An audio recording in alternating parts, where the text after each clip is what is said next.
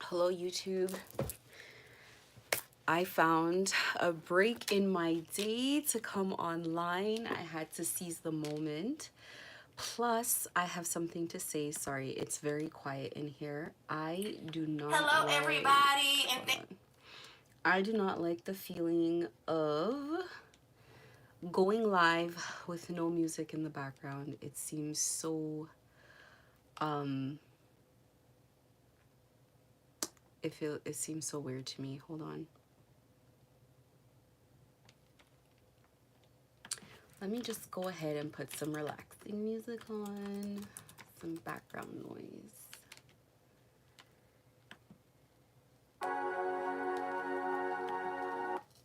Do not like this one. Up, up, up, up. I hope we're not going into one of those videos where we're having a ton of delays and setbacks. You guys know what that feels like when something is supposed to come through for you, or something is supposed to happen and you start feeling those attacks coming in and those setbacks coming in and those distractions coming in. Because I know people don't want me to go live, and that's unfortunately too bad, because I know that I have to, because this journey that we're on is difficult. It's difficult in every way, shape, or form. It's tough. It's a tough ride. I'm not gonna lie to you. I was very proud of myself in the beginning. Actually, I want to say the active part of being gang stalked for me the first year and a half wasn't that bad at all. Well, no, wait, no, it was rough. That was the hard part, or the hard S part, I should say, was the beginning part. So let me not say that it wasn't difficult. But I was very proud of myself, of the way that I was handling everything at that time. Because it wasn't just enough for me to go through it. I wanted to go through it with grace. That's been a big thing for me, is to be able to handle everything that's happened with grace, with dignity, with carrying myself a certain way, because that's important to me.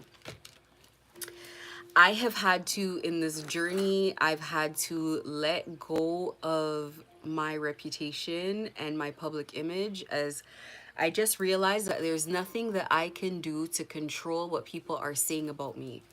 And then I also I lost faith in public opinion for a bit, because I thought, my goodness, after so many years of living such, like, as a good person, how can that so easily be flushed down the drain? And I know that you guys are probably thinking the same thing of your friends and your family as well. Like, I've been such a good person. I've lived in such a way. What are people believing about me? Like, what is going on? I know that there was somebody that wanted me to address slander. I'm going to meditate on it, and I'm going to see what I come up with. As far as smear campaigns, they are brutal. They have to be brutal for people to believe this kind of stuff about you. I don't know what was said about me, but I'm just like, how can anyone believe it? I always have to come back to say, maybe it's spell work. Maybe people have insecurities already. Okay, so maybe people didn't like me. Maybe they were not happy to see where I was in life or what I was accomplishing. Maybe that contributed to why someone would believe something like that. And that's the only thing that I can think. I can't imagine what would have made someone believe these things, and then it was like, I came to the conclusion, I was like, and it came over time for sure, where I realized people didn't really believe that stuff. I think people maybe saw that people had an issue with me. Of course, there's going to be bandwagon hoppers, people that are just like gonna just hop on a bandwagon with people to say, oh, well, this and this is happening and this is being said about this person. So, you know, if everybody goes along with it, then, you know, if everybody's saying it, then there must be something true. But I do feel like there came a point where people just didn't want to be involved and people knew something was odd. And I can tell that because they didn't want to, a ton of people didn't want to gang stalk me.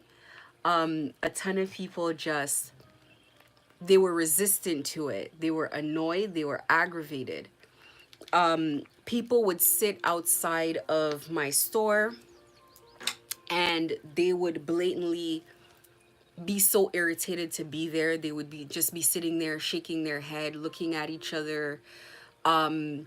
You know, they were waiting till, like, let's say a customer left and the customer wouldn't even leave already. Like the customer wasn't even out the door and they would already get up and leave, roll their eyes. It wasn't intimidating. It was just, now I don't know if that was happening because people weren't being paid. I think perhaps if people were promised money and they were promised to be paid, they would be happy to do it. I think maybe there began to be a reputation, that was probably part of it, a reputation of just not paying people. People not getting paid, people getting their name kind of involved in things. I'm assuming, I don't know for sure.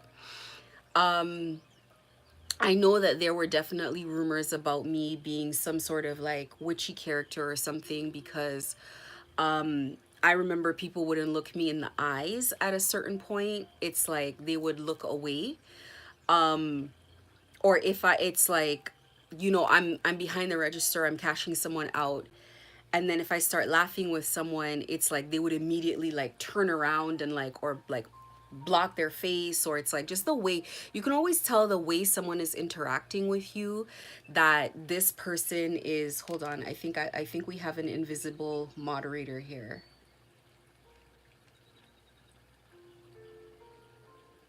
I don't know what's going on with my account. I don't know what's going on with my account. Who knows? And that's another thing, every single account that I have is going through some sort of manipulation. Every account that I have is going through something. Every account that I have is being reported, shadow banned, ghosted. My business accounts, manipulation on my website. They're sending fake traffic from India, from all over. It's like everything that I have is under attack in some way, shape, or form. And, you know, what can we do but wait on God? You know, I say it with a smile. It's not an easy thing to accept. It's not. It's tough. When you've been in for a long time, it's very tough. It's a very tough thing to go through. You know, but I also, I just listened to a video earlier and another girl said it where she was like, you know, it makes her feel a little bit better that she's not the only person going through this. I went through a year and a half alone.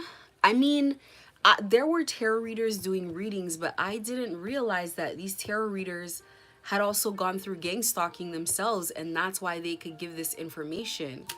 I just thought, my God, thank you so much that there's a resource. I went through a year and a half with just me and God, and it's a tough thing to go through. You know, what made it easier for me to go through this journey of the betrayals is that I never, it's not that I didn't trust people to begin with, but in my human relationships, I know how people are. I've seen how people operate already. I see through people a lot, be that family, be that whoever. So it's like, I'm not surprised. Am I disappointed in that behavior? Yes, but I'm not surprised. So I didn't have to face the massive betrayal in the way that I know other people are facing it. I'm a very emotionally sensitive person, so I don't let people in emotionally. I can be friends with you for 100 years, but to let you in my heart emotionally so that when you leave it will hurt me, very, very, very, very, very, very, very few people. To the point that even my dad, it's like the first time I see something from you that's not authentic, I push you out a little bit. And then every single time I see fakeness, you're pushed out more and more until it's just at a point where whatever you do is not going to have an effect. So, of all the people around me, of things that were happening, it didn't break my heart to the point where I had to cry about it. Like with my dad, I was upset. It's like I'm taken aback, but I'm not shocked because I already had enough signs to know. I cut him off. He didn't have to cut me off. And when he realized the situation that he put himself in because he failed at his mission, the mission being to get me to sign up to the cartel, when he failed, he saw their real face. And he realized with what he was going through, what I went through, what I was going through, which showed me that he was also being gang stalked and spiritually attacked himself. That's what that told me. And I had a video call with him. And God does everything strategically because I had a video call instead of a phone call. And I got to see his face, and the guilt and the shame on his face let me know that he knew what he did, that he knew that he sold me out. He knew he sold me out when he made the agreement, but that he really understood, oh my God, this is a persecution that she's going through alone, when she was asking me, like, could you come stay with me for a while? Because I needed a man, I needed help. So what they did was they strategically went to anybody that could have possibly helped me and made a deal with that person first and offered so much money that the person may or may not get to pull me in. And so it was like with a reader that I was going to, well, I went to once, I was just drawn over there. They promised him $8,500. They told him to charge me $8,500 for spiritual work. And so that $8,500 was more attractive than the red flags that I was saying. I'm being followed. I'm being spiritually persecuted. He listened to it and he'd register it as a red flag and register on his face. And then he'd just go back to the $8,500 was more important. And so that's how you have to look at it. When you are being gang stalked, people were promised money and the money is more attractive. And I used to wonder, God, what are they telling these people? It's not necessarily rumors. You think people just met you today and they don't know that you're a nice person, you're a good person, you don't deserve this? They know. The money that they were promised is more important than you. So perhaps they were offered 15,000, whatever, and they weren't told the full story. So perhaps they said, listen, maybe, I don't know. I don't know for everybody what the case is. I know in my situation, they definitely bribed people. People were bribed. People bought it. They believed it. And then they got gang stalked after because they are now witnesses. They are now people that can say gang stalking exists. I was approached and paid to gang stalk such and such person. So they now had to swallow this person in, gang stalk this person, get this person's silence and cooperation. These people are terrified. I know other people that have gone through the entire cycle of gang stalking. Perhaps somebody paid to get them out of business or to knock them off. And they are now at a point they're so terrified they wouldn't even come online to tell their story. In this process that we are going through, not everybody is going to make it through because not everybody has the appropriate advice and guidance. If you're on here and you're receiving guidance and you're following my page or any other page where you're getting guidance, that is the first sign that you are probably going to make it because you at least have the right information. I go to pages where people are talking about God and Jesus, right?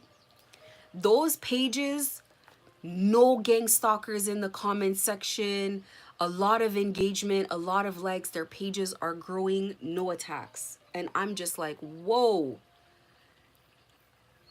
A girl just started her page, she has 8,000 followers. I'm at 141.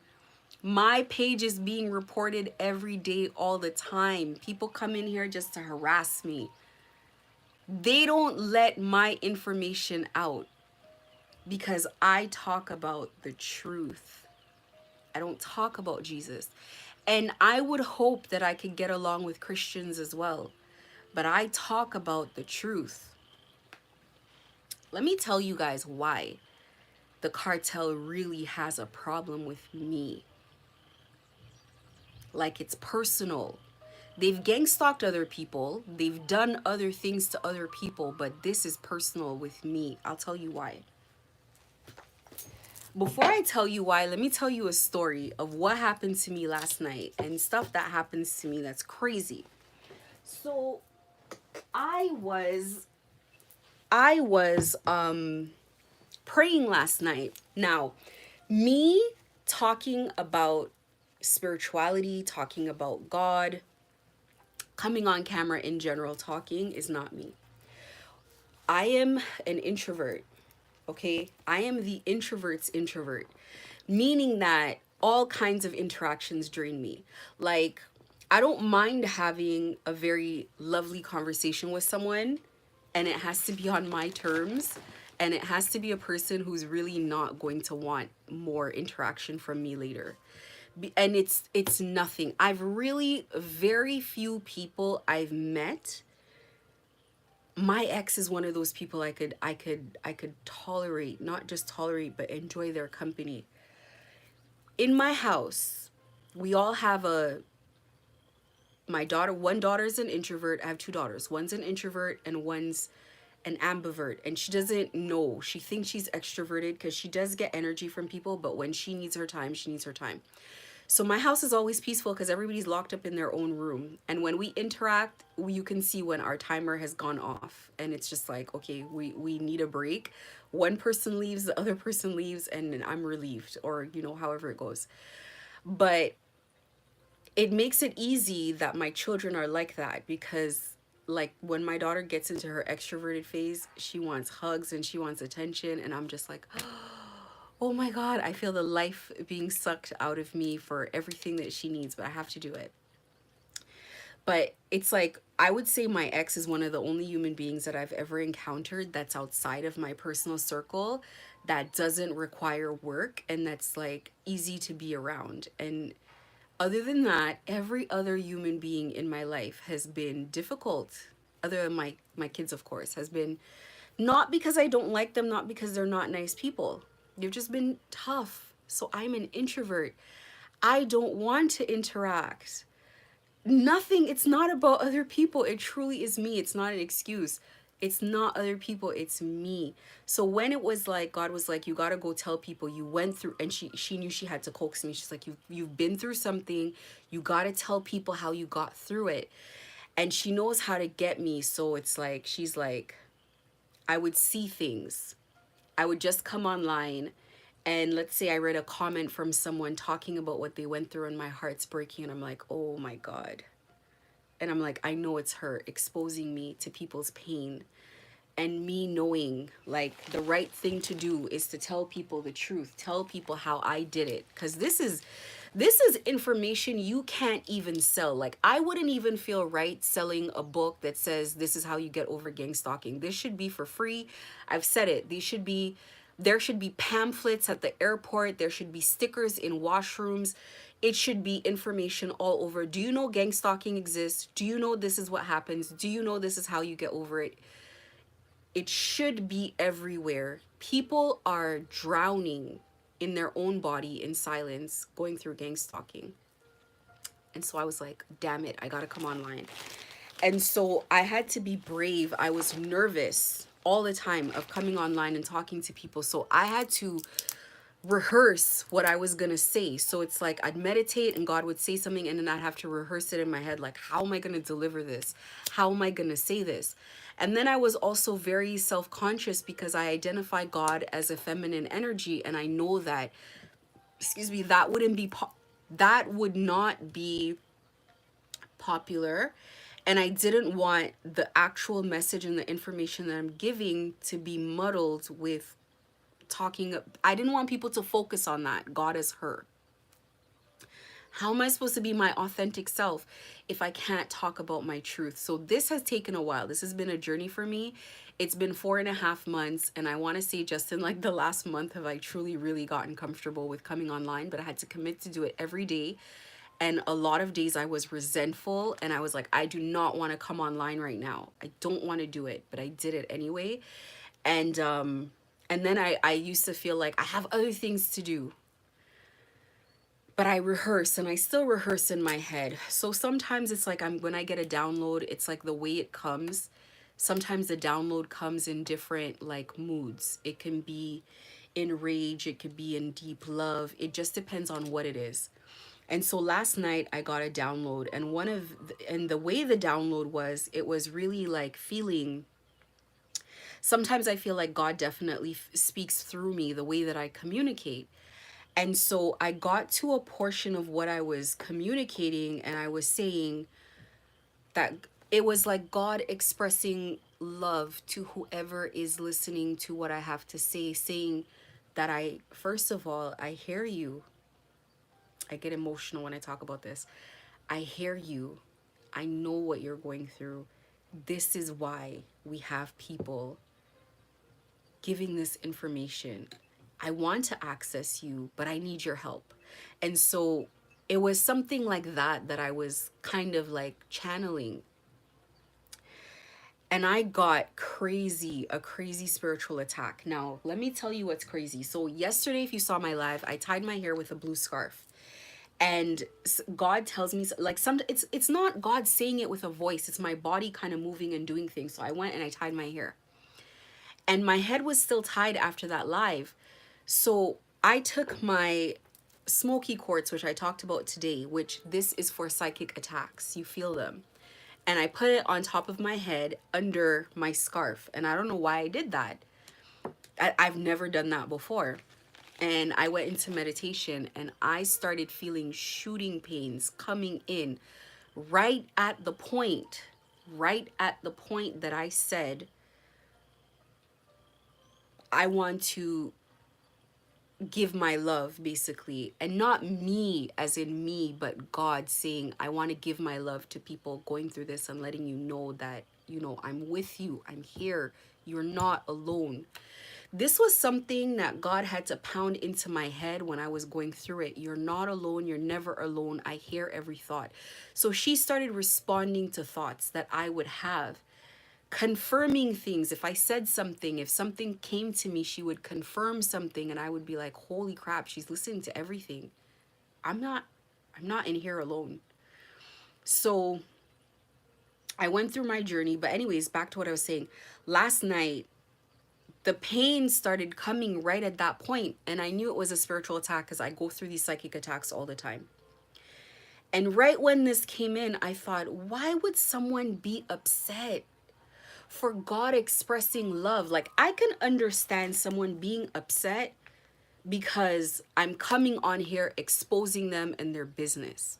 I can understand someone being upset because I'm saying something that's going to cost them money. But why would you be upset because God loves people and God wants to say, I love people? Why? Bewildered. So after this attack, I pray and I say, God, please, like, get in the middle of this. I'm meditating. This is not the time for this kind of attack. And, I get confirmation that God stops it. The attack stops. And I couldn't imagine how much worse it would be if I didn't have that smoky quartz on my head, to be honest. Like, it had fallen to the side, and I had to like put it on, like squarely on, so it could block it. And I remember, like, right after that, not too long, I started crying. So I fell asleep crying last night because I started thinking about all the things that people have gone through that I personally know, that have been gang stalked as drug mules, things that have been shown to me. And let me tell you, and it's not far from what we all face, people that have had their exes gang stalked, women that they've had children with gang stalked, and they've either never met the kids, or they don't have access to the kids, or they can't. It's like horrific situations. Every time there's a new person that comes in, a new relationship that comes in, they're gang stalked. And I was really upset about it because my ex is one of those people who's gone through that, and I was really upset about it, and I was crying, and I was just so mad. And I was like, these people, they need to not exist. And I went into this rage, right? And after, I was thinking, is this my rage, or did I have emotions projected on me, or what was this? So anyway, I do my best. I pray, I meditate, I go to bed. But of course, if I go to bed in this bad mood, I'm going to wake up in a bad mood again. So I wake up and I'm irritated, but I'm trying my best. I'm meditating, I'm not having the greatest meditation because I'm not in a high vibration. And then it just hits me and then I was talking to myself and I was saying something like, the mood that you get into when they project this energy at you. And that's how I know I have to come on live to tell someone when I have this attack, because I know somebody is suffering from it. The mood that you go into when this energy is projected on you is you become resentful. You're not patient where you're like, you know what, I leave it in God's hands and I know God's going to take care of me. You're resentful, you're upset, you're in a rage. And I got this close to being upset at God, like this close. And I just caught it, and I caught myself and I said, oh my God, these are not my feelings. And it just hit me all at once. And I said, listen, these people hate God. It's not just that they don't want you to have a relationship with God. They hate God. They hate God. They're mad at God. And I was told that in the very beginning. Readers were talking about that. These people feel betrayed by God, and they feel betrayed by God because they look at people like you. I have yet not met a victim of gang stalking that I was not like, this person is such a gentle soul. Not one. And so if I meet a victim, how do you tell when someone is not a real gang stalking victim? They don't have the light. They don't have the light in them. People are being gang stalked and they're still so calm. They're still like, I don't know why this is happening to me. And when they're upset and they're resentful, they're still not horrible people. Even the ones that you see talk and you know that there's pain there and you know that there's rage and you know all of that and they're upset, you sense the resentment, but this is not who they are. You just know. And then you see the fake ones, you spot the fake ones, and you're like, yeah, you're not really you're an actor. You know that they're acting. But I'll tell you, it's like experiencing that energy, this is what I came to. First of all, these people are upset, and maybe it's something.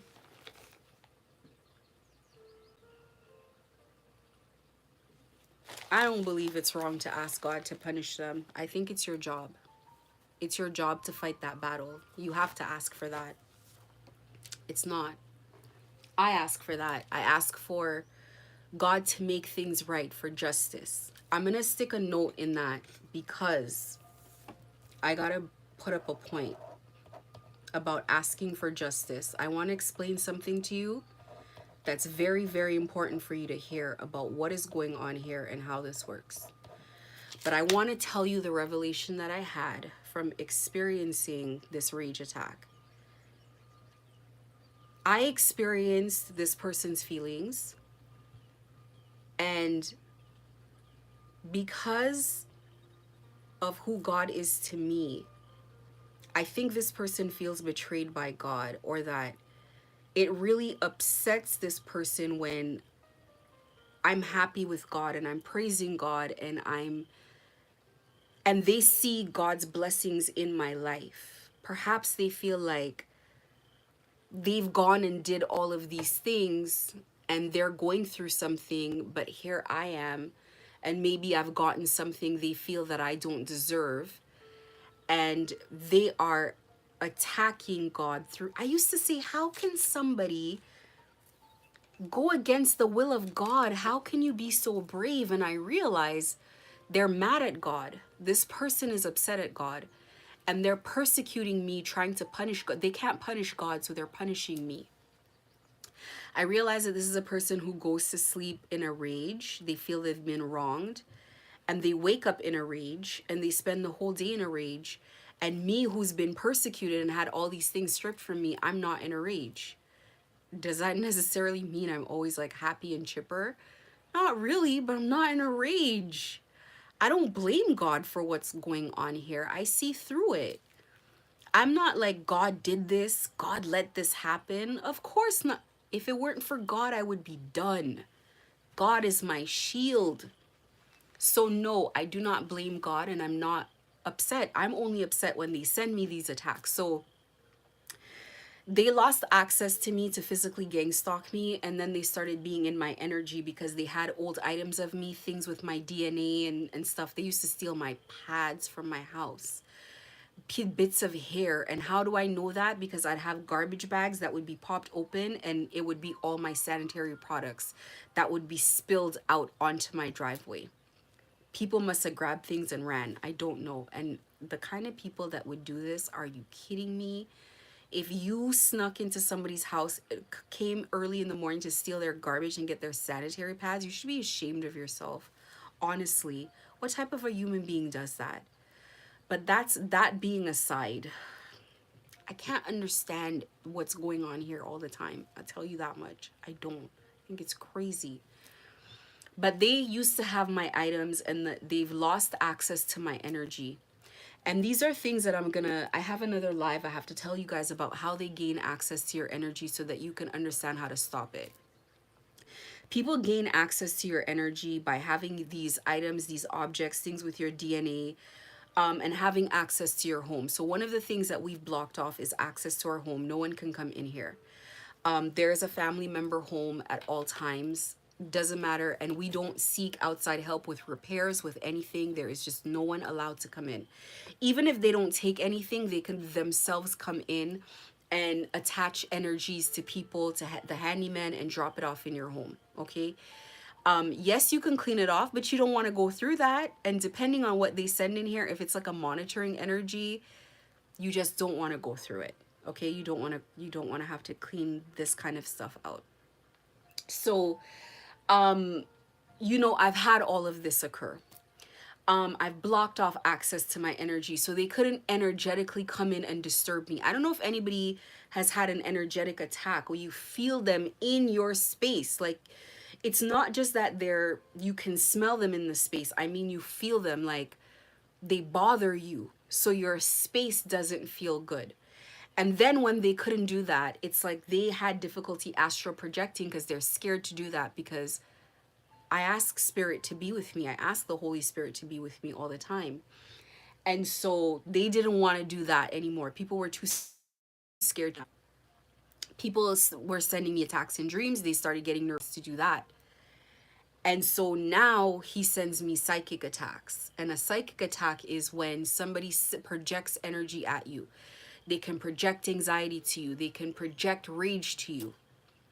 This is a lot to deal with because the rage ruins your day. You have rage, and then you don't want to go online. I'm speaking for myself. I don't want to go online and do a live because I don't want to come here and speak to innocent people who are subjected to all of this stuff all day, and now I'm upset. And I'm saying the wrong things. I'm not expressing loving kindness like I should, like I do feel. It's somebody else's feelings. If you go out into the store, into the world, you're impatient. And so all of this is happening. Rage is something that must be dealt with. And so I recognize for the last 2 weeks, I've been dealing with rage attacks that are not mine. And something to know about projecting emotions. You can only effectively project emotions that you feel. So if you're feeling anxiety, you project anxiety very well. If you're feeling rage, you're projecting rage very well. If you're not feeling it, if I'm in a chipper mood and I'm happy, how am I gonna project rage? I gotta get myself angry. I gotta find some sort of way to get angry and then project it, which shows you these are not your feelings that you're feeling. So if you're going through that, be mindful. Process that and know that it's not yours. And a lot of times they project sadness at you. You feel yourself lethargic. You don't want to work. You don't want to get up and do things. You feel lazy. These are all projected feelings because on a normal day, you do not feel that way. These are psychic attacks that you're going through. But this attack really, really, really showed me I'm feeling somebody else's feelings, and somebody else is mad at God for the way that their life is going. And that is unfortunate. Every energy has duality, light side and a dark side, and that's any God that you're dealing with.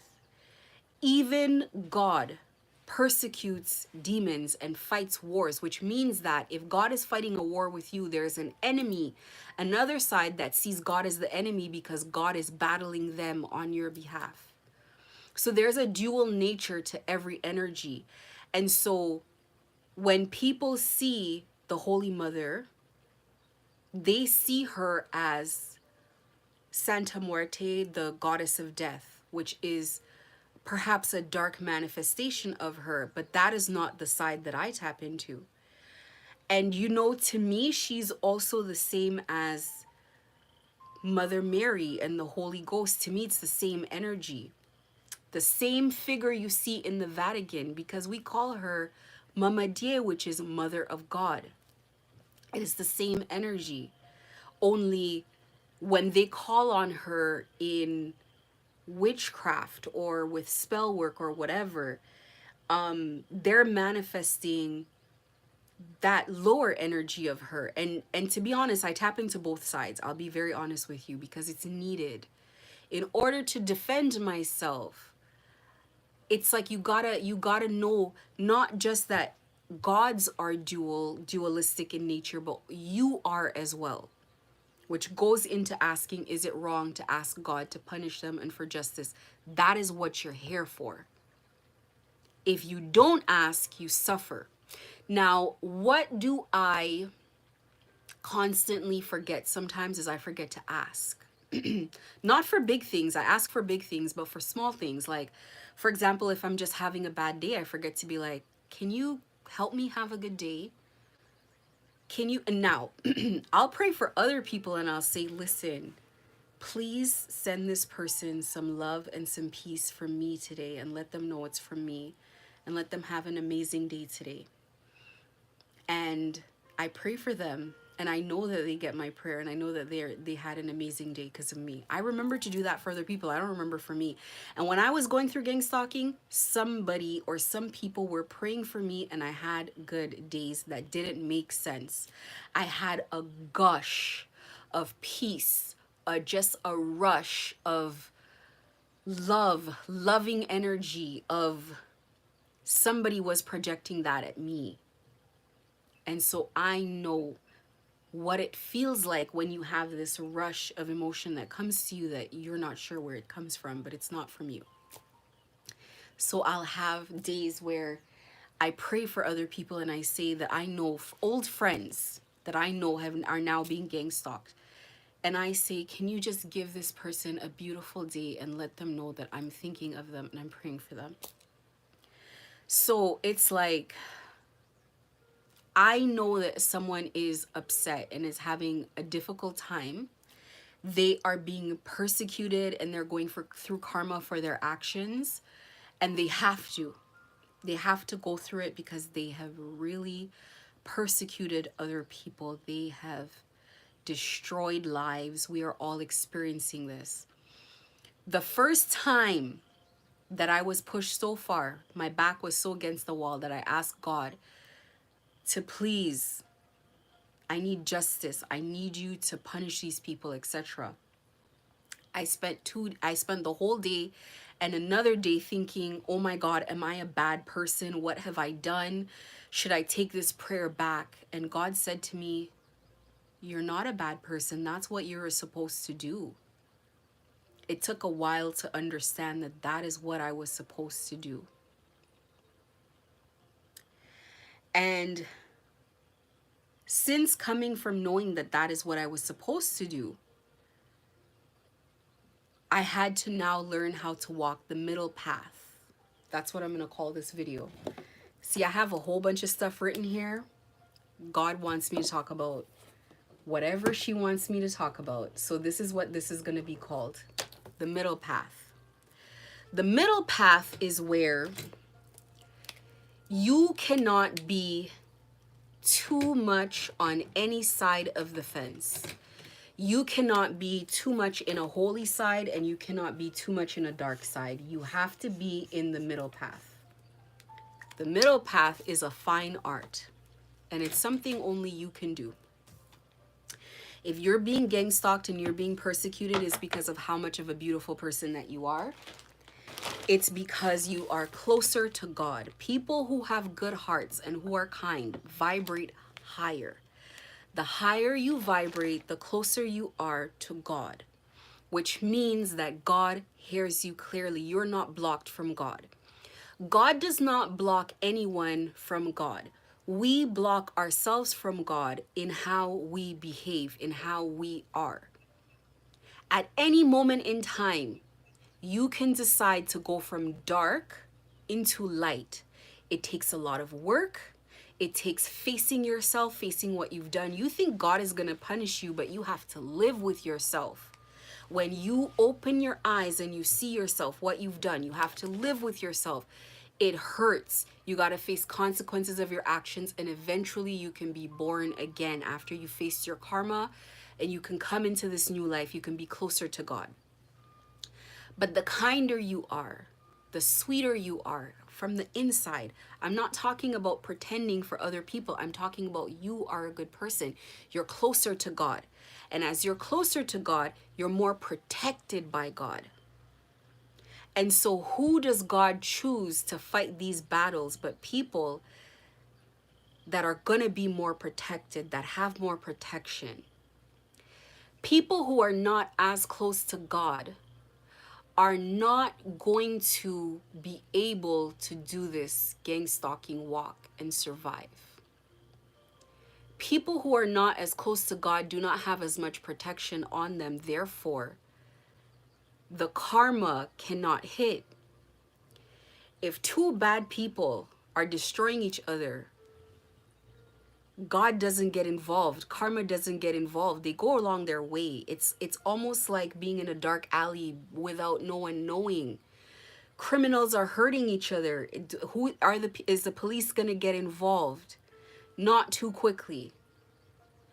As soon as it's a nice civilian, clean record, a decent person, the police are quicker to get involved. So it's the same thing. It's almost like there's a blind eye that's being turned when evil people attack each other. But when somebody who God holds in high esteem, who is close to God, gets attacked, alarm bells goes off. God, angels, energies from all sides get involved. You are protected. The protection on you is not a joke. So what happens is God strategically puts you in places where you would never go, where karma wouldn't normally be dealt, where people are suffering but the protected are not going to be there. So what happens? You're walking around every day in your peaceful life. You meet someone and this person rings your alarm bells as someone you shouldn't be around, and so you withdraw. You don't go there.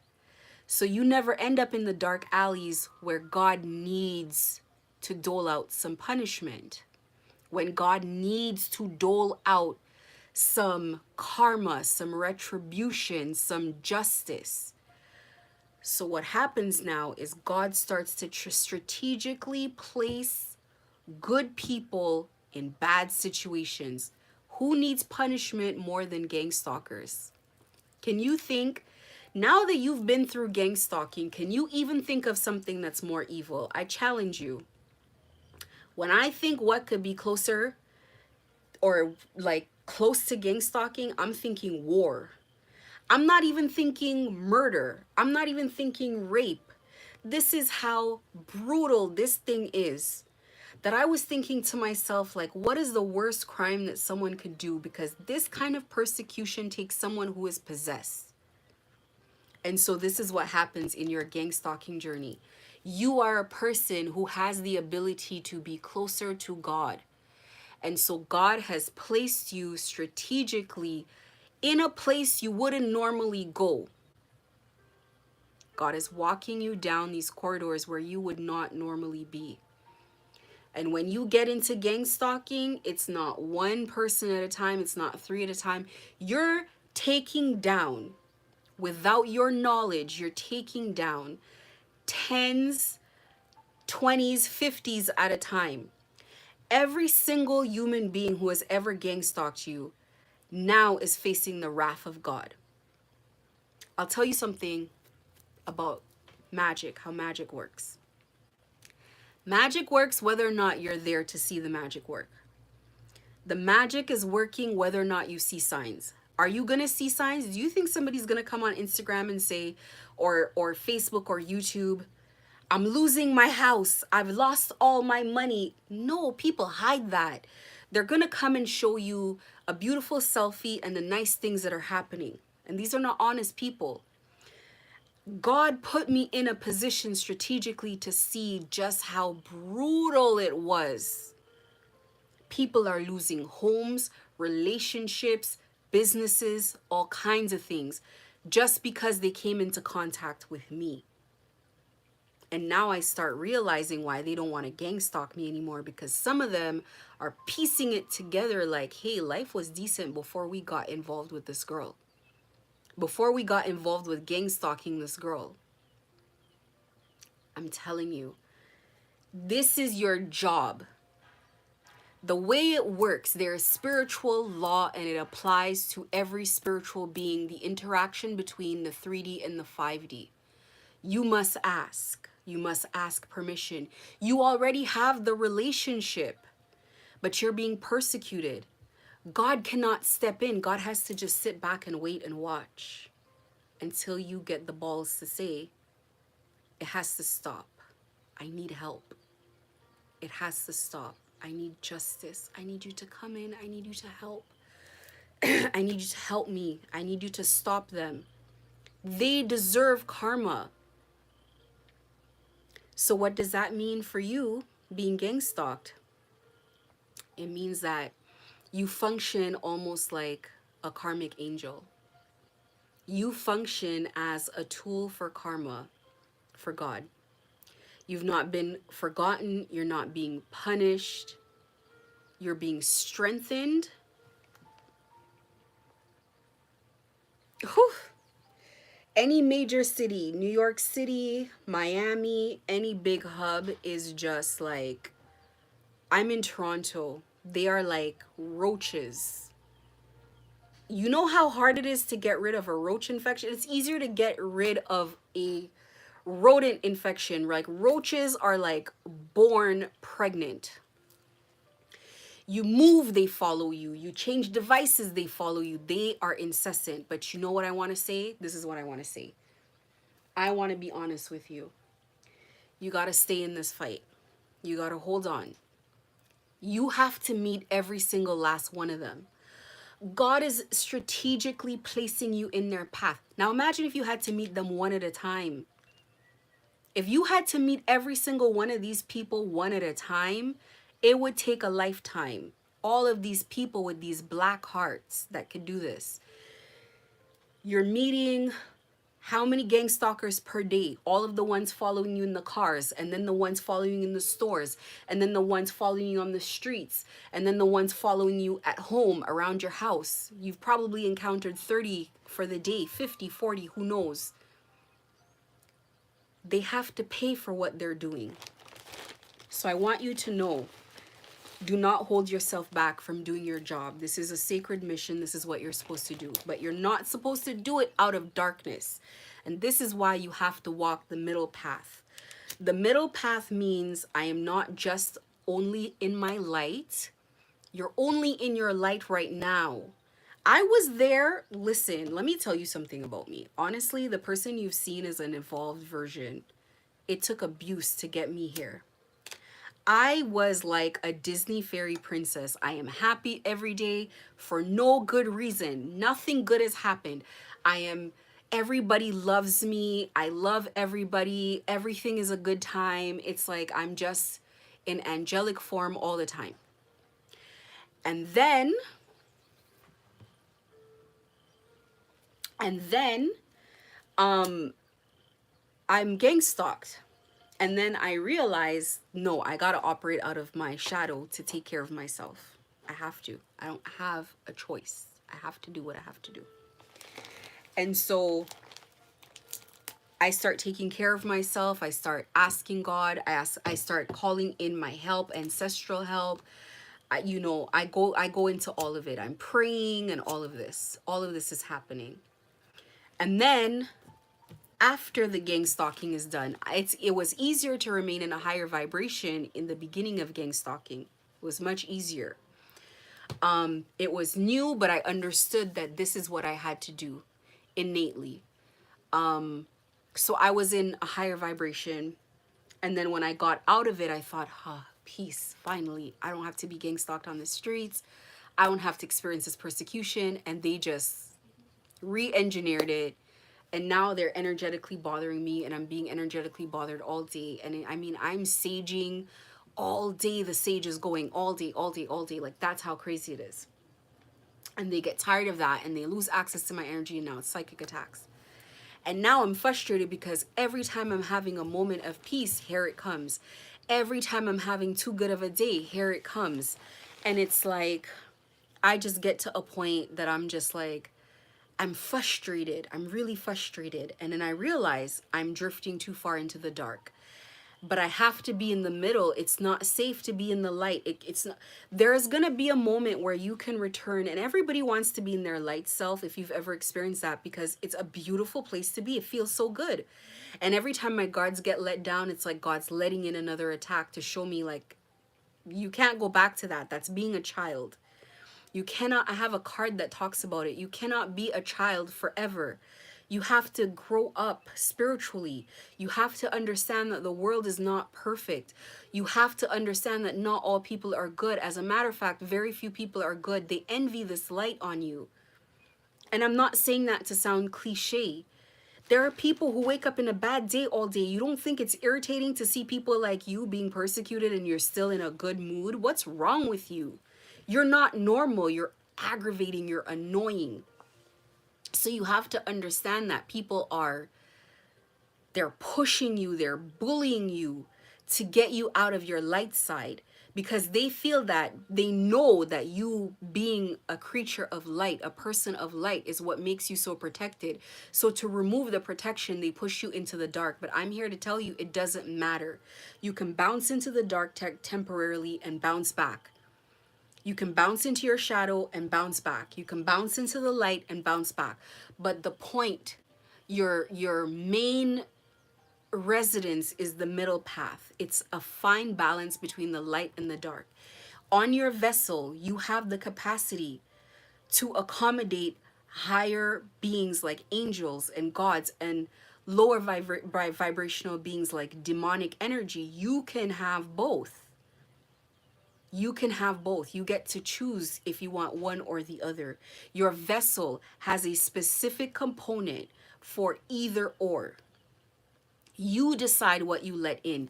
Everything happens with permission. Yes, someone can possess you, but you have to be in the right vibration for possession. To be spiritually possessed, it's not just about someone sending the energy. It's about, is your vessel appropriate for that energy? So if you're in an energy of being high vibrational, they tried to possess me, but it's like, I'm going to get up, I'm going to pray, I'm going to sing, I'm going to dance, I'm going to have a good day.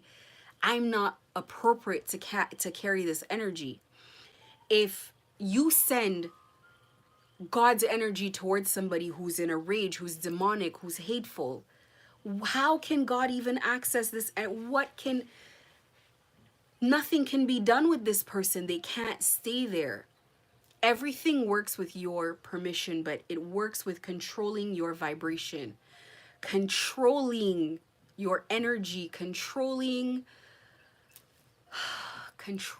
with a lot of, it's rough in the beginning. In the beginning, when you learn to drive, the way you switch lanes, the way you speed up, the way you stop, the way you brake, the way you park, not graceful, not elegant, rough. The way you hit the brakes, people are like going like this in your car. You're a new driver and you're learning driver. But when you learn to drive, how gracefully do you drive? You see, seasoned drivers are not even looking the way they, it's elegant, it's smooth. You can anticipate a stop, so you brake very gently. It's the same thing. In the beginning, it's tough. It's rough. It's rough. You guys can see with some of my videos, like when I've gotten under these kind of horrible mood swings, these attacks, this rage, you can see it. You can see it that I'm in a antagonistic mood. And then other days I'm having a great day. And usually after I have the great peaceful day is when I get the attack. I had a great day yesterday. I got the attack last night. So I had to work on this energy today. And I made a promise. Sometimes the only way I can do something is if I promise to God that I'm going to do it. Because if I promise myself, it's might not, you know, the commitment is not as sacred.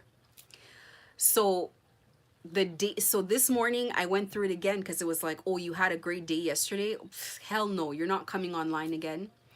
And it started and I was like, man, I can't go online in this mood. I can't do that. And then I had to learn to fix it. Fix your vibration. And I almost was going to ask God for me to not to feel people's energy anymore. And I said, do you know what? I'm going to answer that question in a bit. Do you know, I had to say to myself, it's a good thing to know what people are feeling. It helps you be compassionate to them. It helps you understand what they're going through. It helps you humanize them and not take 100% offense. You know, everything other people are feeling towards you has more to do with them than to do with you. They could feel that way towards 1,000 people. There's nothing exceptionally special about just you. So it's something internal that someone's battling with that makes them project that energy onto you. So you don't have to not want to feel that feeling, but you have to know, as an empathic person, how do I differentiate between other people's moods and mine? And when I do get other people's moods, well, how do I clean it off? For me today, it was as simple as just recognizing this is what somebody else is feeling. It was like a huge light bulb went off, and then I was like, well, my God, they're suffering. Because you would think that you're not seeing a person suffering, but to wake up in a bad mood every day. Listen, I don't care what has happened to me. I still wake up and I'm grateful and I'm happy and I'm in a good position and I'm just in a good disposition. I just feel good, you know. Is it done? No. Am I where I'm supposed to be? No. But I pray about it every day. I ask God, like, can you help me? Can you help me figure this out? It's about asking. Prayer is not just saying, I want my business to blow up. I want to get a new house. I want a new car. No, prayer is actually a relationship that is so close that you're asking for little things all day long. Can you put me in a better mood? Can you give me some peace? Can you give me some hope? Can you give me patience? Can you help me with this application I'm about to make? I pray all the time. I pray all the time over everything, all the time, all the time. And that's really what it boils down to, is constantly asking, constantly praying, constantly putting yourself in a position where you're relying on God. I live by God's grace and not by my own strength. God has orchestrated my life. I've ascended into a family that takes care of me. My spiritual family takes care of me. They have everything outlined for me. They operate just like the cartel. The cartel creates your existence. They create your reality. They create illusions for you. They decide who comes in your life, who can stay and who cannot. And they will fight off any relationship, any energy that they don't want you to have. You are their child. They take possession of you. They feed you. They provide you money. They give you, they cap it too. They don't give you more than a certain amount.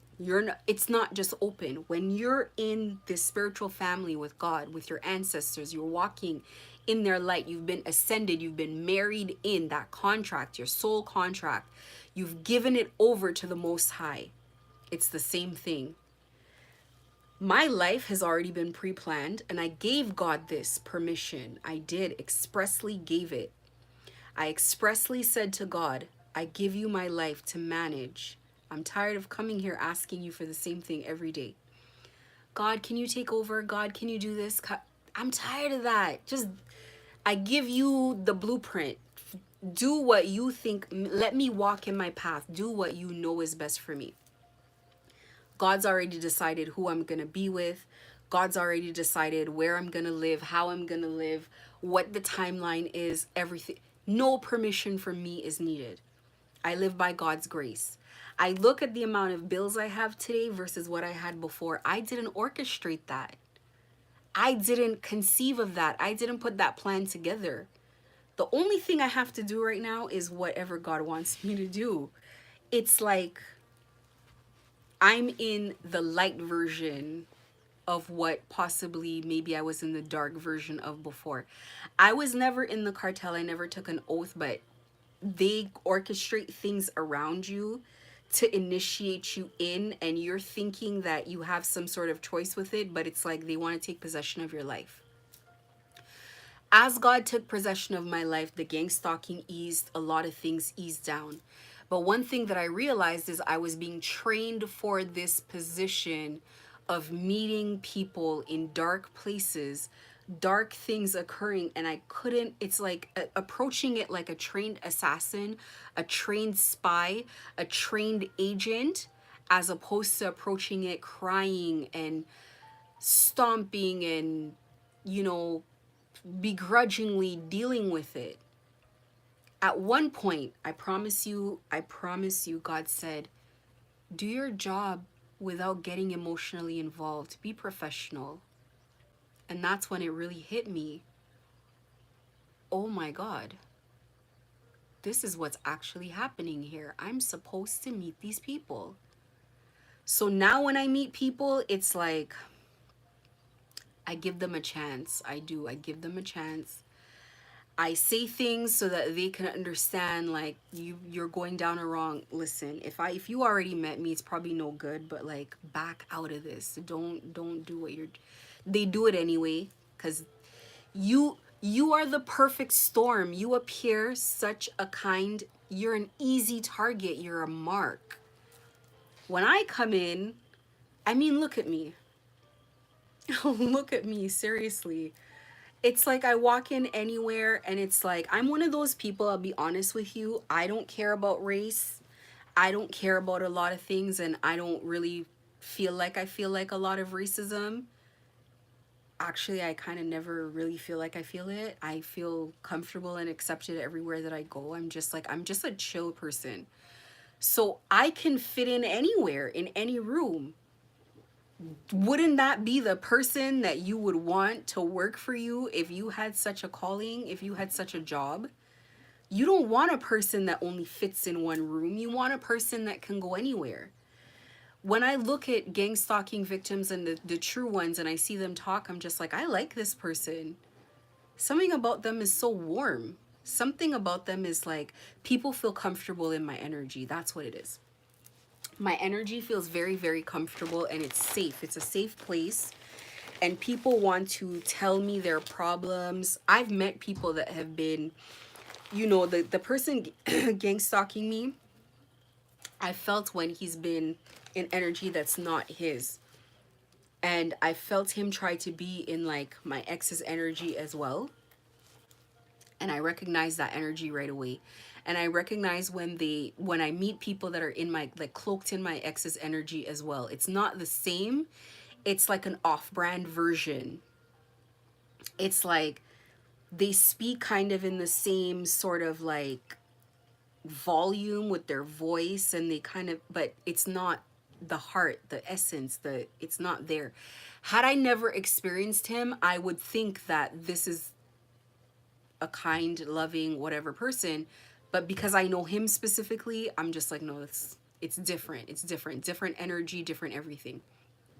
but I've experienced it before. And it's like, especially if it's somebody who you know very well, you just feel like, ew, like, I can't explain it. But anyway, the point is that you would want to be in this position.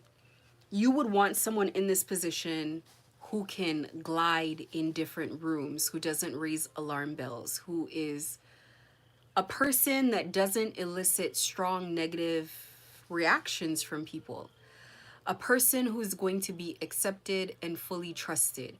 But coming into that, people see that you're honest and they see that you're kind and they take you for an idiot right away. And if you are a kind person, you know what I'm talking about. They take you right away for an idiot. They're like, oh, this is an easy mark. And that's where they screw up. Because you're so happy, you're so bubbly, you're happy go lucky. And people walk right into this trap all the time. Oh, I'm going to take advantage of this person. What are they going to do? Because you're probably the kind of person who's just going to walk it off and like let it go. You're going to be like, whatever. You're probably going to be like, God's going to take care of it. God is taking care of it. It's true. God is going to take care of it. You don't need to retaliate, but you need to ask God to take care of it. You expressly need to ask that. I've gone through this thing over and over and over again, and let me tell you, it has been harassment. It has been spiritual, physical, and you understand that. Harassment in every sort of way that you could think of. It's been harassing. I had a whole different message for today, and I have gone into something completely different, but this was what was on my heart that I needed to talk about. How do you fortify your strength not to be upset? Ooh, ooh, ooh, ooh, ooh, ooh, ooh, ooh, ooh, ooh. Beautiful question. Beautiful question, beautiful question. I'm going to start off by telling you a dream that I had years ago. I had a dream that I was going through. Okay, so in the dream, I was on like a checker, like on a board, and it was snakes and ladders. And every time I would go up, I would hit a snake and I would go back down. And then it turned into like an Easter egg hunt, and I was outside, and it was a beautiful, like, you know, outdoor space. And then I had to get through, and it's like I would get to one point and I would get like a message, and I was able to navigate pretty well. And let's say there's like 150 points, let's say, and I'm at 38 and I cannot get to 39 no matter what. I'm being blocked, I'm being stopped. It's like I'm getting resentful, I'm getting upset, and I got mad at God. I got mad. I didn't denounce God, but I got upset, and I thought, how could you let this happen to me? And then I got to the end successfully. I woke up at the end. And when I woke up at the end, my mind started looking at the entire journey and going 150, 149, 148, and I was retroactively replaying how I got there, and I woke up crying, and I was so sorry, and I had to pray, and I had to say, I'm so sorry that I doubted you. I'm sorry that I got mad at you. I had this dream years ago. It never left me. It was more than a dream, it was a vision. It was almost like God saying to me, when things get tough, don't get mad at me. Don't get upset. You're going to make it through. I'm there. So when I got into being gang stalked and it started happening, I was like, there's no way that they're going to get me upset at God. No matter what happens, no matter what happens to me, I'm just going to go back home if that's what it is.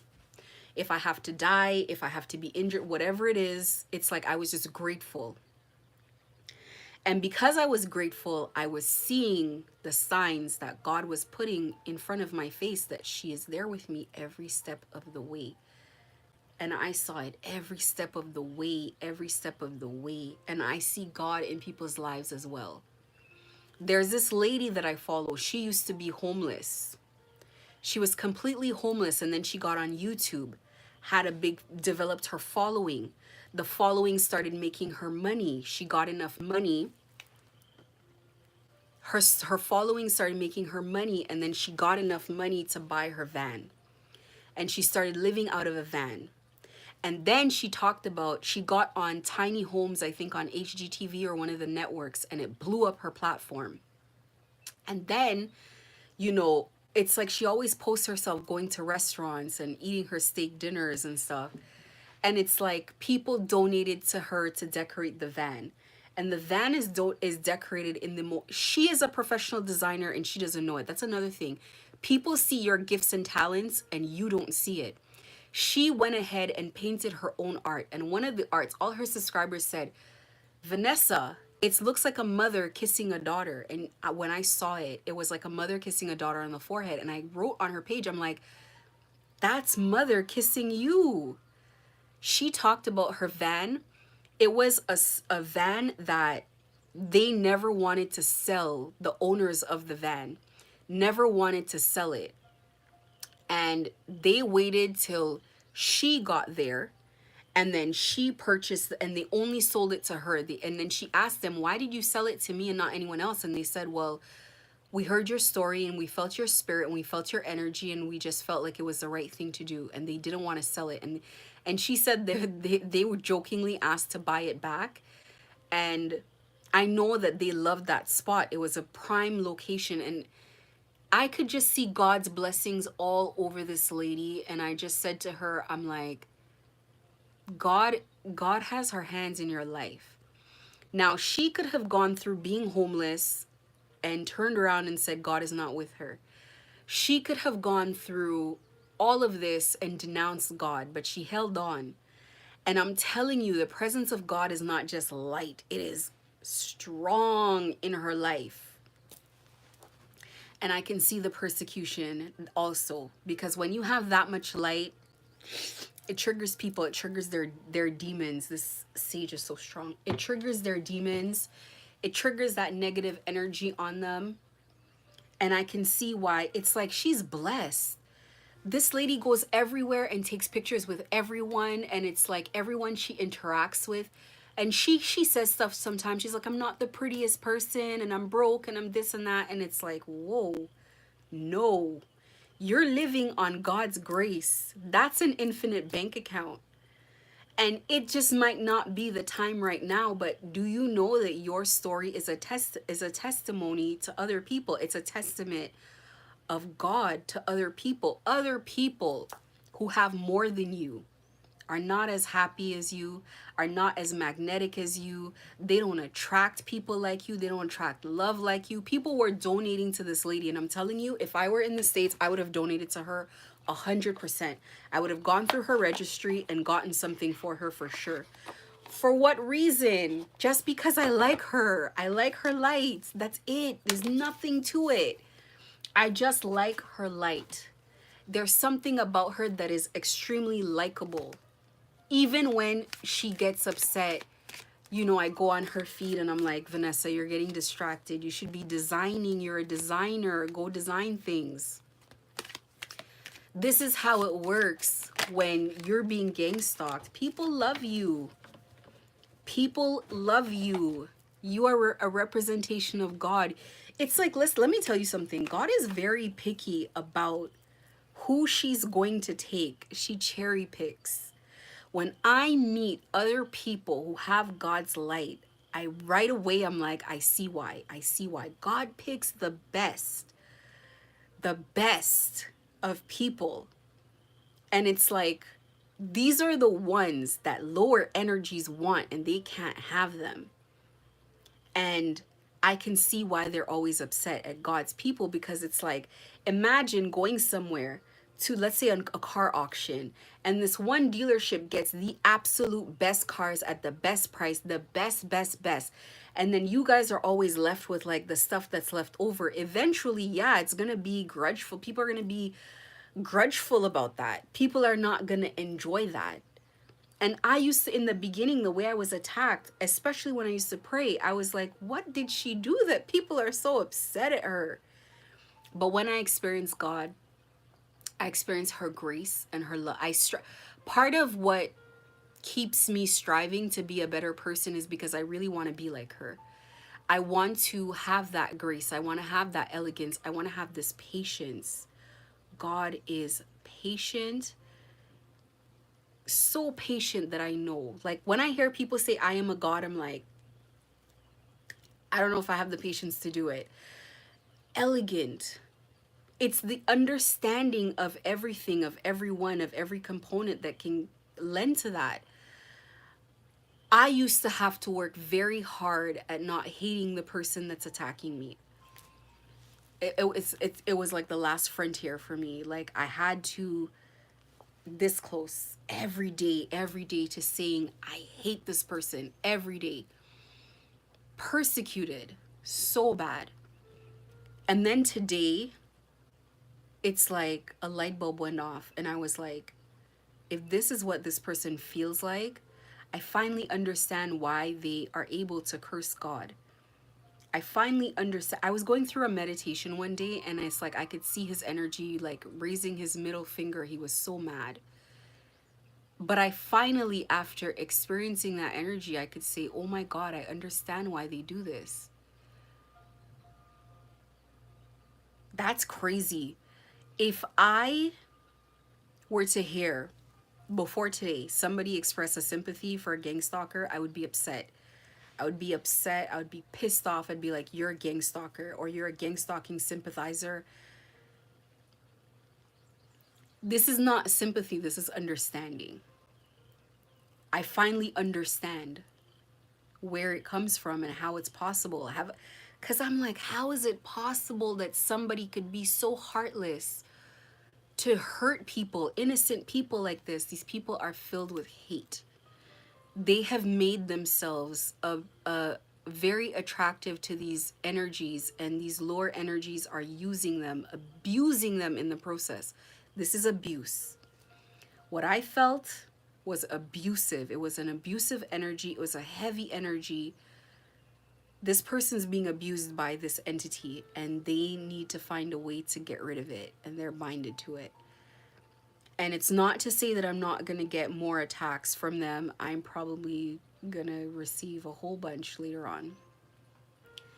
But it helps me so much in understanding how to deal with it, because I understand more now what's going on and what another person is experiencing and what makes it. Nobody wants to wake up like this. I'm telling you, this is torture. No one wants to wake up this upset every day, this angry.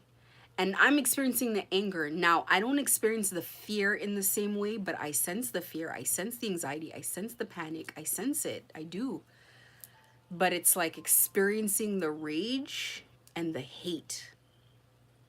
These are not emotions that you want to sit in. When it comes down to not being upset at God, I can't give you a magic wand, because it's something you got to work on. You got to work through. You got to work through it every day. Number one, gratitude. Don't tempt the universe. It could be worse. Every time you think it cannot be worse, there is a new bottom. You are not as bad as you think. You're being harassed, but you still got food. You're being harassed, you still got a place to live. You're being harassed, but you still got your health. You still have a lot of things. Believe me. It could always, do not tempt the universe. So gratitude. I start every prayer, and I've gotten into the habit over a period of time that I list every single thing that I'm grateful for in life. And when it becomes a habit, you just love it so much more. You don't want to get to a point where you're like, oh, I used to have this and I wasn't grateful. I used to have that and I wasn't grateful. No, you have a lot. You have a lot more. Yeah, I don't know. My phone just had to reconnect to the internet. This is like a random thing that's been happening, and it happened yesterday. It's happened today again. But anyway, start by writing it down. I just want to let you know one thing too. People strategically want you to be mad at God. This is what they're working to. They want to disrupt this relationship with your protection. Why? They've gang stalked other people and it's been successful, and your situation is really presenting an issue. It's not working the way that it's supposed to. Why isn't this person is in anxiety? Why isn't this person falling apart? Why is this person still going through their life? Yeah, you're upset at it. Yeah, it's happening, but it's not working. They want to know why. There are people who've been gang stalked for 15 years and they're still walking around. Why? Why is it possible? So they are strategically trying to disturb your relationship with God strategically. So that's the first thing you have to realize is they're trying to disrupt that relationship. Never, ever, ever let it occur. One. Two, when you begin this is a practice. This is a lifelong practice you're going to take with you forever. You must exist in an attitude of gratitude. And what does that mean? You need to, first off, you can write it down, all the things that you're grateful for. Gratitude and also controlling your vibration. It's not about your circumstances outside. If you let it be about your circumstances outside, then you are at the whim of everything outside of you. How you're going to feel for the day is going to be dependent.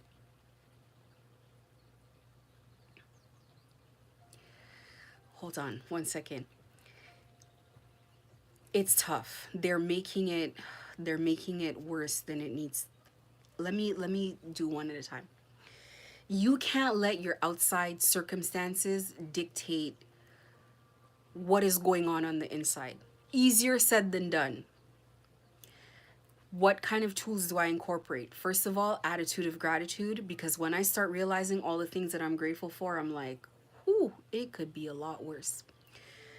Outside of an attitude of gratitude, I know that God is working on things that I just don't know are working. That takes faith. I don't know exactly what's happening. It's not for me to know. I don't need to know because the battle is not mine. I don't need to fight this myself. I just need to stand in place. So I know that all I'm here for is to endure and to learn, to be trained and to learn. Listen, my next spiritual battle, because there's a next one coming after this. If gang stalking is training, then what are you here to fight exactly? The US military? What are you here to fight if gang stalking is just the training ground? This is what terrifies me more than being gang stalked. What do you mean this is training? Imagine spiritually waking up and they toss you a helmet, they toss you a bulletproof vest, they toss you a gun, and you're like, what do I need this for? I thought I was just waking up to like know God is alive and pray and worship, and it's like, oh yeah, we got things to do here. We're at war. There's other people here.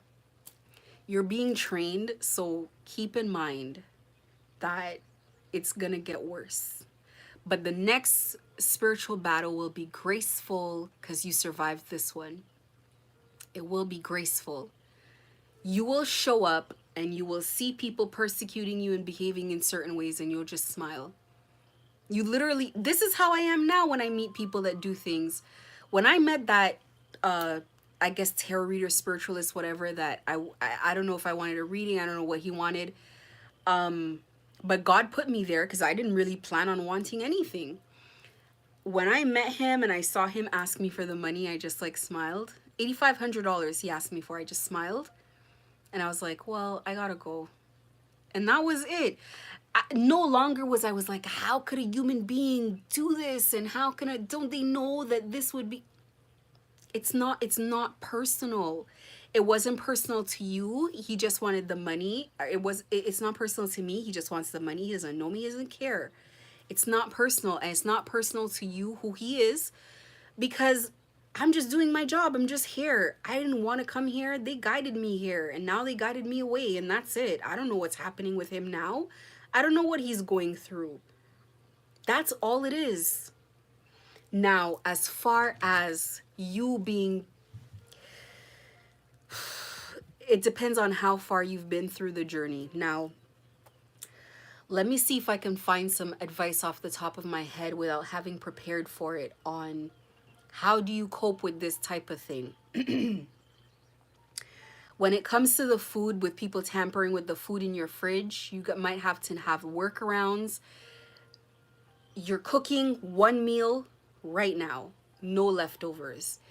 You're going to places to eat, not the same place. You're bouncing around. You're doing things like that. Is it gonna be fun? Is it gonna be frustrating? Oh my God.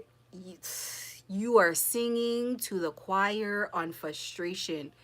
If you've seen any of my angry videos, I am with you on being upset.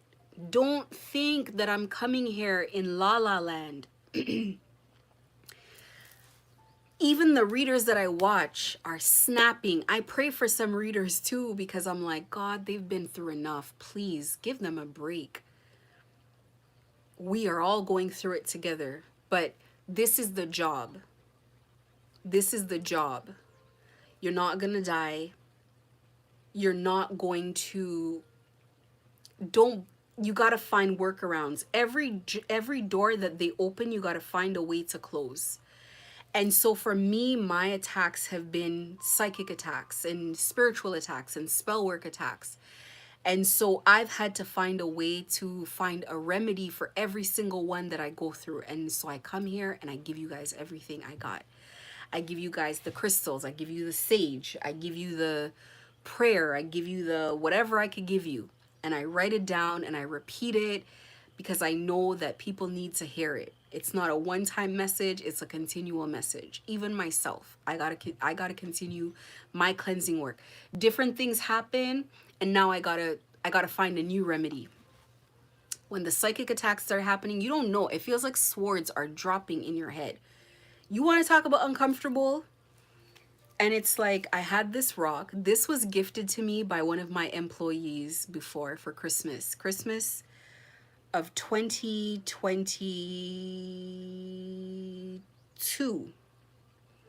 She's like, I never knew about crystals before I met you. I don't know what they are. I feel like God selected these crystals through her. So she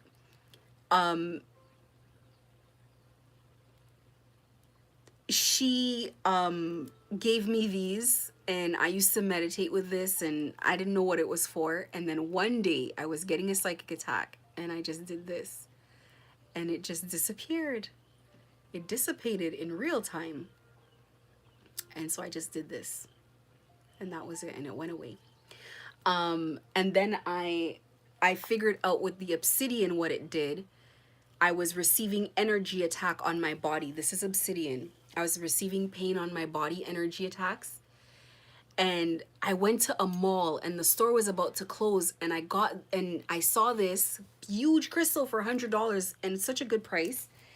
And I thought to myself, yeah, but I don't want to spend $100 on a crystal. Am I crazy? I don't want to be the crazy crystal person.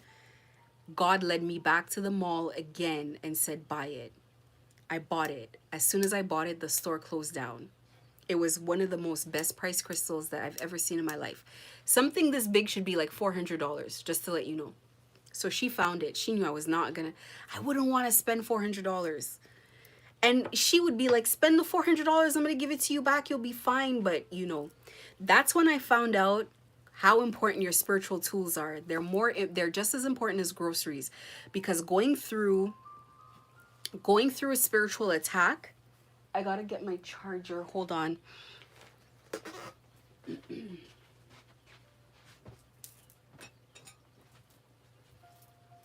Going through a spiritual attack with no tools, insanity. You do not want to get caught in a rage attack without spiritual tools. I'm telling you, it's like sage. If I ever find, I buy so much sage, you have no idea. Hundreds of dollars I spend on sage. If I find myself, they just want to find me one day without sage, oh my God, they're going to shell down on me. It's going to be like the perfect opportunity. So my spiritual tools, I need them. I need them no matter what.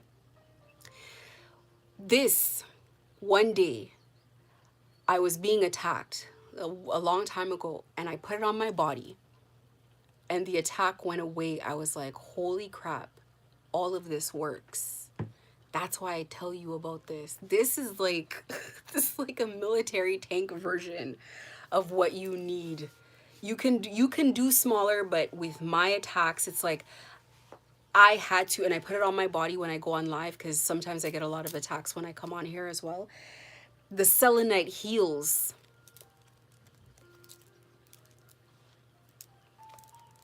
No, it doesn't make your ceiling black at all, to be honest with you. You just use smoke. I use white sage. I don't use any particular sage. I don't know the other sages. I just use the white one. I use it incessantly and everything is fine with me. I open the door, making sure that the energy can move out. And energy can move around and flow through my place. I do my best with what I have. I do my best with what I have. But what was I saying? You got to remain in an attitude of gratitude. Is it easy? In the beginning, no, but it gets easier as you start seeing God's hand in your life. There are going to be times in gang stalking you don't know how you're going to do something. So say, for example, with getting a tenant, and that's something that I didn't do. I didn't get a tenant in one of my my properties that was vacant. I didn't go ahead and get a tenant. I left it empty, and they were begging. They were writing all these letters. Oh, we're such good tenants, and we're a family, and blah, blah, blah. I didn't care. I was not going to rent because I just knew I was in a space in life where,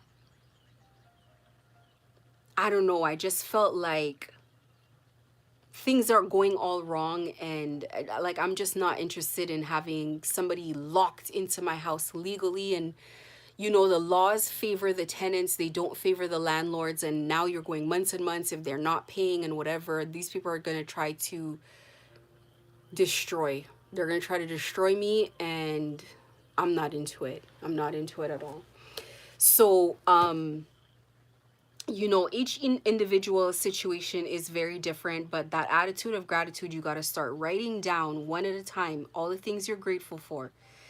You are in a much better position having properties than people who don't even have that. So you're further away from homelessness than the average person, let's say that, because that's one of the things they want to do.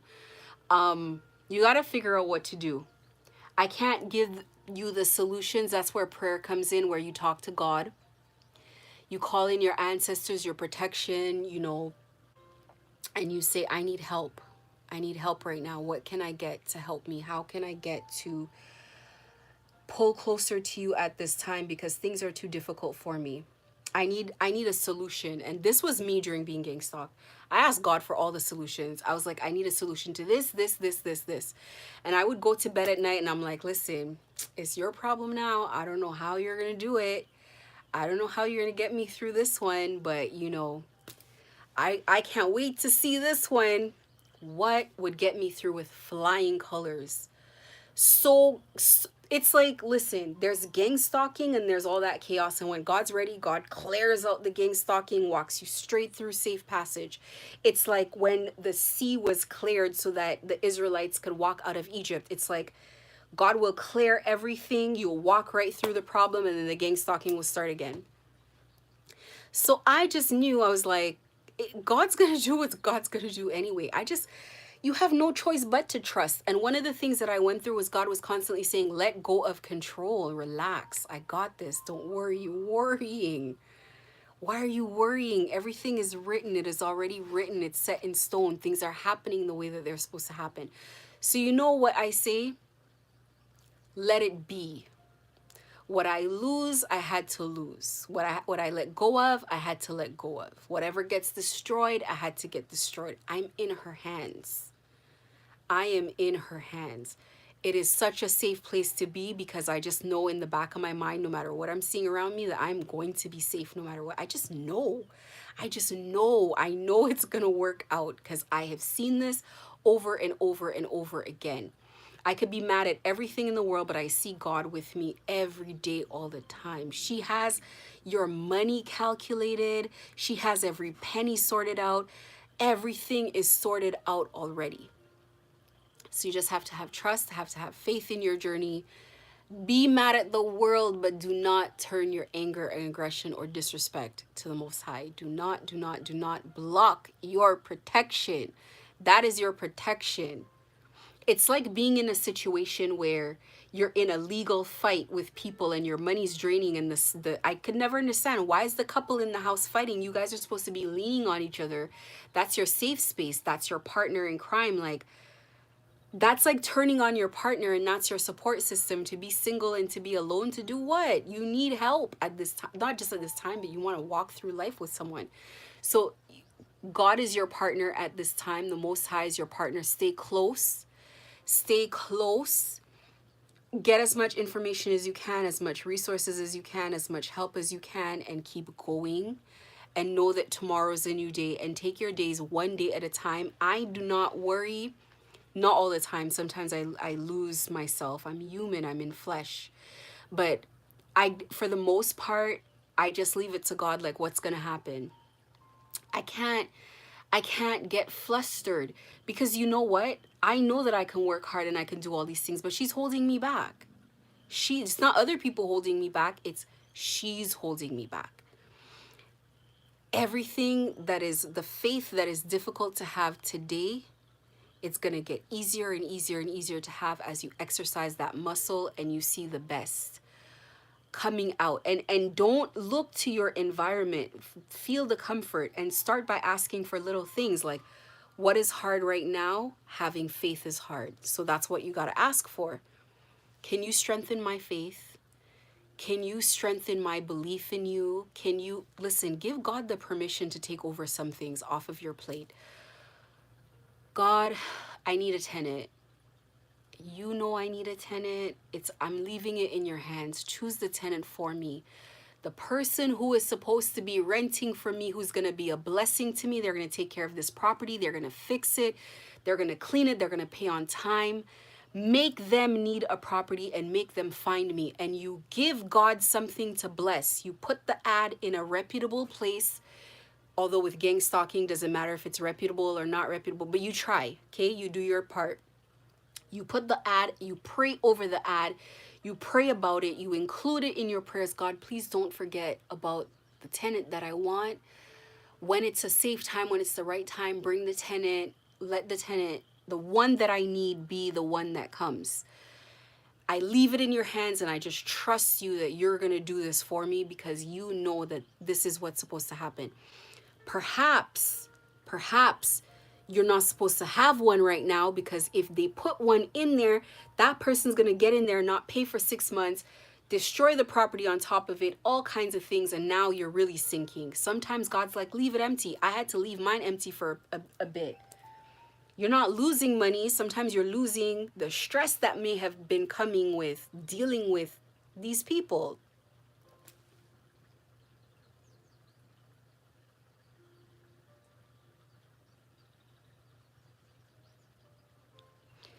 Well, I don't know if like, just gotta pray about it. Pray about it. I used to tell people and they used to get involved anyway.